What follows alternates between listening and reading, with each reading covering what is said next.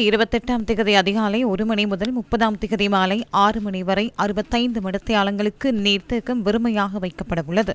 புல்கொள்ள நீர்த்தேக்கத்தை 3 நாட்களுக்கு வெறுமையாக வைத்திருப்பதற்கு நடவடிக்கை எடுக்கப்பட்டுள்ளதாக புல்கொள்ள மகாவலி நீர்த்தேக்கத்திற்கு பொறுப்பான பொறியியலாளர் அலுவலகம் தெரிவித்துள்ளது. நீரை அகற்றும் காலப்பகுதியில் பொல்கொல்ல மகாவலி ஆற்றுக்கு மேல் மற்றும் கீழ் பகுதிகளை அண்மித்து வாழும் மக்கள் மகாவலி ஆற்றை பயன்படுத்துவதை தவிர்க்குமாறு கேட்டுக் கொள்ளப்பட்டுள்ளனர். இதன் காரணமாக இன்று நள்ளிரவு முதல் எதிர்வரும் 29ஆம் திகதி மாலை 6 மணி வரை பொல்கொல்ல அணைக்கட்டு ஊடாக வீதி முற்றாக மூடப்பட உள்ளது. பராமரிப்பு பணிகள் காரணமாக நீர் விநியோகம் தடைப்படும் பகுதிகள் குறித்து மத்திய மாகாண பிரதி பொது முகாமையாளர் தர்ஷன மெதவாத்து தெளிவுபடுத்தினார்.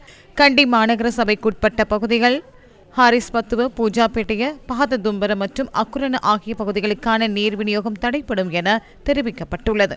இதேவேளை கண்டி மாநகர சபை உள்ளிட்ட பல பிரதேசங்களுக்கு நாளை பிற்பகல் 1 மணி முதல் எதிர்வரும் 30ஆம் திகதி மாலை 6 மணி வரை 65 மணித்தியாலங்களுக்கு நீர் விநியோகம் தற்காலிகமாக நிறுத்தப்படும் என நீர்வளங்கள் வடிகாலமைப்பு சபை தெரிவிக்கின்றது.